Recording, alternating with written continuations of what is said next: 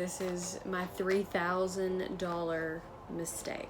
Hey, I'm Blogger Brandi, and in this video, I'm gonna teach you how to not make the same $3,000 mistake that I did when I invested in this product for my business. One of the biggest questions I get asked is, how do I start a business of my own? Be sure to stay tuned until the end of this video because I'm sharing a very simple checklist to help you kind of run through the process and start a business so you don't have to make the same $3,000 mistakes that I did. How do I create a product or service to sell? My very first company was called Smoke Serendipity. Hopefully you can see this. So this is Smoke Serendipity, or this was called Serendipity. And if you've ever seen these e-pens that you smoke out of, you take this oil and it goes into this pen, and so you put the oil in the pen and then you can smoke the pen. So the funny thing is, it's not really funny, is I don't even smoke, so I sell a product I don't even use. I bought the product and I private labeled this product from China and rebranded it as my own product. So I spent $2,000 or $3,000 ordering this product on Alibaba. If you've ever heard of Alibaba, I had searched out the company and I went and I ordered this product online and thought, hey, it's a booming business and everybody's trying to do e-liquid, and somebody actually gave me the idea and I saw all these people vaping. I thought it would just be a great business idea because everybody else is doing it, right? wrong. First mistake was that I actually purchased the product before ever even offering it for sale, so nobody even knew what I was selling. I didn't even know what I was selling, but essentially I'm creating a product for an audience I don't have and selling it to them and saying, hey, buy something that I don't even necessarily believe in. I created this Smoke Serendipity product and there ended up being probably 100 SKUs of this. And I had green tea, and I had strawberry and blueberry, every flavor you could ever imagine. And I wasn't even sure if strawberry was gonna sell or blueberry was gonna sell. I just said, well, give me 10 of everything. So investing in merchandise is not necessarily the greatest idea. Sometimes it might be a good idea to kind of fish around and make sure that people actually wanna buy the product or service that you're selling. So the second mistake that I made when I started this Smoke Serendipity business was that I said, okay, I'm going to create a website to put all my products on to sell to somebody.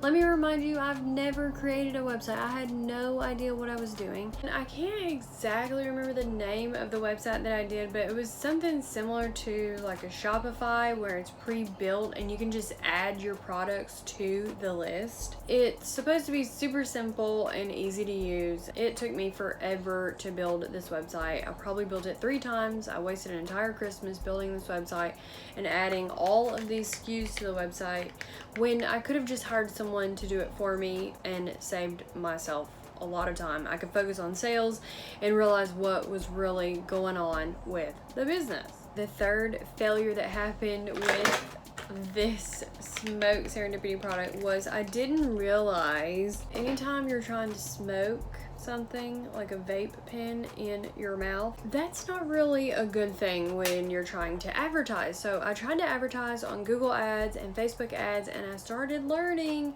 that there was all of these laws and regulations around this smoking product. Quickly figured out that those things can hamper your business, especially if you're trying to advertise for someone to come and buy your product. I really thought that, hey, I'm going to create this product to sell, I'm going to put it on my website, I'm going to run these Google ads, and people are just going to start buying. That is a complete mistake, and that was absolutely not true. Google banned every keyword I came up with. If it said smoking or vaping or sensation, smoking sensation product, they banned every word that you could think of. So I quickly started to learn that that was not going to be a route that I could go for advertising my business. Other thing to think about on that is, since this was a smoking product, it meant that in a lot of states you had to be a certain age to smoke the product. The product itself had to be listed almost like the XXX products. It's just not a good feeling when your product is regulated, so children or certain genres of people are not able to see your product because it's essentially blocked from their viewing. Next, I tried to sell this Smoke Serendipity product, vape oil, on Amazon and eBay, and that didn't really go over well either because I quickly learned that you can't sell it on those sites. And I saw some people selling it on eBay, but they were really weird about how they listed the product. They would list it as an essential oil or change the keywords a little bit, and to me, when you start to do that, you risk getting your store shut down. So it's one thing that I started to learn when I listed my products on eBay and tried to list them on Amazon, was that this was going to be a really risky move, and I could essentially get my store shut down once I've done all this work to get it open. After I've gone through all of this and starting to figure out these rules and regulations around the business, I began to get the idea, or someone gave me the idea, well, hey, why don't you work on reaching out to magazines or websites that already sell vape products or smoke cessation products and see if you can get featured on their website. So that was something that I tried to do, and that's when it actually led me to meeting someone who taught me more about the product that I was selling than I even knew. Originally, I had called the product Smoke Serendipity. It wasn't anything that ever crossed my mind that, hey, people that smoke these vape pens are vaping, not smoking.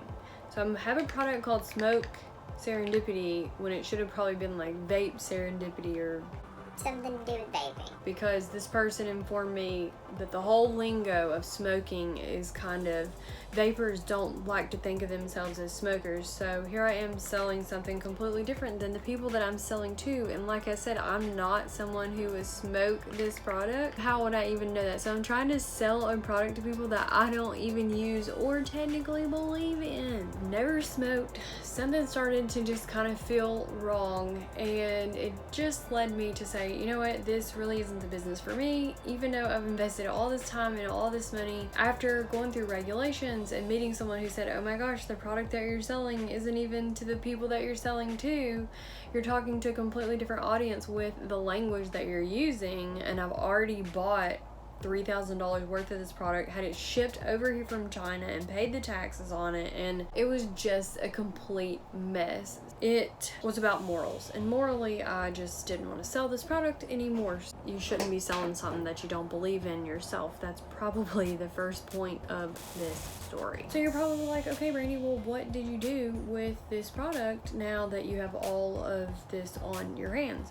Well, what you do is you liquidate it, and you try to get rid of it in any way possible. So I called liquidation companies, I emailed liquidation companies, and then I ended up going to a flea market to try to get rid of what I had left of the product. I think I sold maybe 500 of it at one flea market, and then I might have liquidated some. I sold a little bit here and there, but it just wasn't something I was passionate about, and it turned into, I don't want to say a failure overall, because it wasn't a complete failure overall, but if your product isn't selling, you try to liquidate it. And the other thing is, people don't want to buy a product that can expire, and they don't want to buy a product that is some type of smoke cessation product either. So I learned how to create a product, and I learned how to liquidate a product, all in the same 5-6 months that I was in business with this product.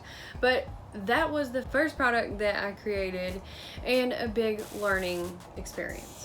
I don't want to say mistake, learning experience that I learned from. So ultimately, I lost my butt, and I decided that selling Eliquid wasn't for me. It wasn't something that I wanted to do. Morally, it was kind of wrong, and something in this little heart said, I can't do this anymore. So this stuff is expired, and that's kind of like the crappy part about having a product that can sit on a shelf and expire. Even though I lost my butt and I was stuck with all of this product, the great thing that you get from starting a business is you learn from it, and you learn from your mistakes. So the first thing that I learned was how to design a logo for my product. Learned how to create a website for myself. I learned how to private label my own products. I literally bought these products from China and had them shipped over here on a boat.